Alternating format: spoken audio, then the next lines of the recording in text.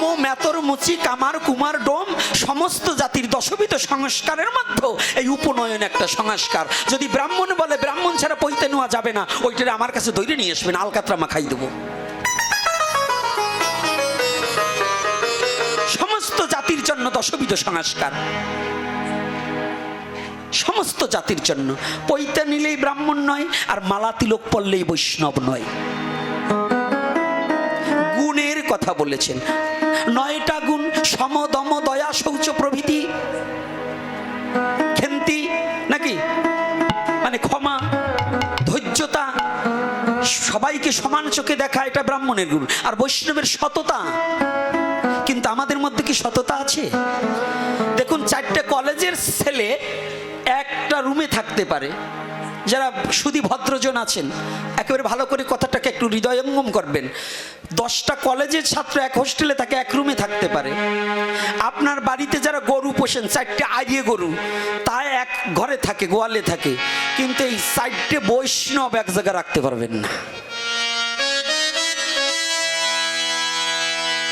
এইতে কালা তিলক ও ধলা তিলক ও খাটো তিলক ও লম্বা তিলক ও গৌরীয় সহজীয় ও ইস্কন ও বাবাজি, এই যে ঠেলা ঠেলি। আর এক গ্রুপ বেরিয়ে হয়েছে, আমাকে কোনোটাই লাগবে না। আমরা কি? আমরা মতে। কোন মতে? আমরা মতুয়া। আমাকে ত্রিশূল নামাতে হবে, নিশান উঠাতে হবে। তাই যে কয়টা ত্রিশূল নামাতে চাও, তোমার মা রাতের বাইরে শাখা ভাঙিয়ে দিও, কারণ ওটাও তো সনাতন মতে। ওটাও কই বাদ দিও যে মা রাতে শাখা রাখা যাবে না, কারণ ওটা তো সনাতন মতে। তুমি যদি আলাদা ধর্ম চাও, তাহলে তো তোমার মা রাতে শাখা পরবে না, তোমার মা শাড়ি পরতে পারবে না, মেক্সি পরিয়ে করতে হবে। কারণ সনাতন ধর্মের জন্য শাখা সিঁদুর আছে, বৈধ কি না অবৈধ? তাহলে ত্রিশূল নিয়ে দেখলাম এই নমজাইতের মরণ আইছে, কারণ আর কিছু নিয়ে না, ধর্ম নিয়েই মৃত্যু। ঠাকুর বাড়ি দেখতে দেখতে এখন একটা ঘৃণা সৃষ্টি হয়ে যাবে এদের প্রতি। অর্থাৎ ঠাকুর বাড়িরা ঠাকুরকে মানে না, গুরুচাঁদ ঠাকুরকে মানে না। কয়টা চুলার দাড়ি রাইখার একটু সার্টিফিকেট অর্জন করে অমুক অমুক ডক্টরেট অমুকই, তাদের যা লেখাজোকা, তাদের যা মন্তব্য, জবনে ওই মন্তব্য করে না। ত্রিশূল দেশে যদি শিব অবতার গুরুচাঁদ ঠাকুর হয়, এটা যদি লীলামৃত এবং তোমরা যদি প্রমাণ করো, তাহলে শিব অবতার যদি হয় গুরুচাঁদ মন্দিরে, ত্রিশূল দিতে দোষটাই কোন জায়গায়? যে বদমাশগুলো এই যে সনাতনীদের মধ্যে ভাগাভাগি সৃষ্টি করছে, এই মতুয়াদের মধ্যেও ভাগ সৃষ্টি করছে। ওরা জানোয়ার, ওরা কোনো ভক্ত নয়, ওরা কোনো মতুয়া নয়, ওরা সনাতনী নয়। ওরা সনাতনকে ধ্বংস করার জন্য ওদের জন্ম হয়েছে। এই অসুরগুলা থেকে প্রত্যেকটা মতুয়া, সনাতনী, বৈষ্ণব সবাই এদের থেকে দূরে থাকতে হবে। ওরা শিক্ষিত হলেও সাপের চেয়ে ভয়ানক, কারণ ওরা সনাতনকে ভাগ করছে, পাক করছে না, ভাগ করছে। আমার কথা ওখানে নয়।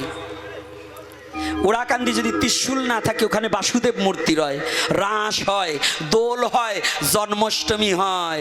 এটা কি ভুলে গেছো কর্তারা? ওরাকান্দি আজও আমি ঠাকুর বাড়িকে দণ্ডবোধ করি। আমি গোপীনাথ নিজে বছরে 2-1 যাই।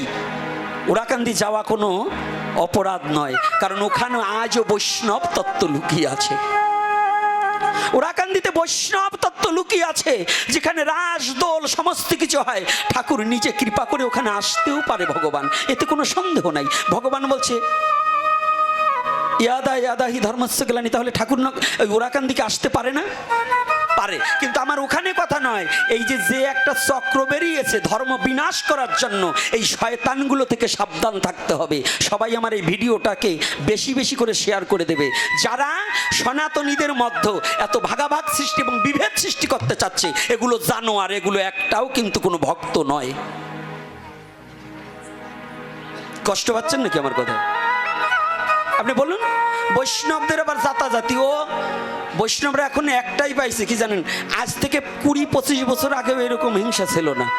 এখন কি ও সহজিয়া, ওর পরম্পরা নাই, ওর এইটিয়ে নাই। পরম্পরা ইয়ে সুদ করে হইছে, নিরামিষ বুঝি ইয়ে সুদ করে, সুদের টাকা খাও, আবার পরম্পরায় ভজন করলে কোন ছাতা হবে? সুদ কর। বলি গিয়ে ভিক্ষা করে এনে টাকা লাগাও সুদে, আবার বৈষ্ণবগিরি দেখাও, আবার ও সহজিয়া। সহজিয়া কাকে বলছে? কয় ও বাউল। আসুন, চৈতন্য চরিতামৃতে মহাপ্রভুকে বাউল বলে আখ্যায়িত করা হয়েছে। আসুন, আমি যদি না দেখাতে পারি আমার জিহ্বা কেটে দেবেন। চৈতন্য চরিতামৃতে নিত্যানন্দকে বাউল বলে আখ্যায়িত করা হয়েছে।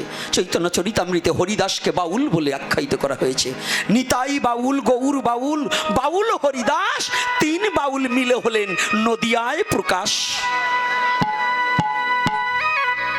বাউল কাকে বলছে এটাই তো জানি না। আমরা জানি একতারা বাজাই, আর এই যে কতগুলো আছে, ওই যে আমার বিষ্ণু একটা, এই যে আমার পাশ দিয়ে যে বসে রয়েছে, এগুলো বাউল গাইলে ভাবে যে গান দুইখান গাইলেই বাউল। এগুলো গান গাইলে বাউল নয়। বাউল মানে উদাসীন, বাউল মানে আত্মভোলা, বাউল মানে নামে প্রেমে মজে যাওয়া, তাকে বলা হয় বাউল। বাউল মানে গেরুয়া পোশাক পরে একতারা হাতে নিলে বাউল নয়।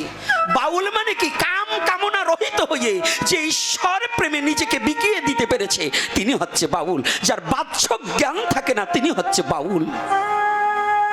মহাপ্রভু যখন নাম করেছে, এই বাহ্যিক জ্ঞান তার থাকতো না। মহাপ্রভু জানেন, আজকে যে মহাপ্রভু যাকে ভগবান মানছে না, যারা অসুরের দলেরা, মহাপ্রভুর অবদানের কথা কি করে এরা অস্বীকার করে আমি বুঝতে পারি না। যারা মহাপ্রভু বাঙালির ঘরে জন্মগ্রহণ করে যারা মহাপ্রভুকে ভগবান বলে অস্বীকার করে, জানতে হবে ওরা ওর বাবাকেও অস্বীকার করতে ভুলবে না। স্বার্থের জন্য ওরা ওর বাবাকেও বলবে যে এটা আমার বাবা না।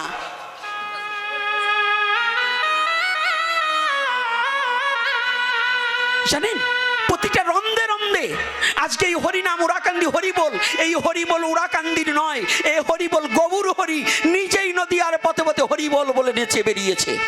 নিতাই গৌর হরিবোল। এ হরিবোল সত্য যুগে ছিল, দাপর যুগে ছিল, তিতা যুগে ছিল, আবার কলি যুগেও আছে। লক্ষ্মী নারায়ণ পতি প্রেমানন্দে মন একবার হরি হরি বল। এ বৈষ্ণবরা বলবেন না উড়াকান্দি হরি বল, আপনারা বলেন কেন? হ্যাঁ, রাম সীতাপতি প্রেমানন্দে মন একবার হরি বল।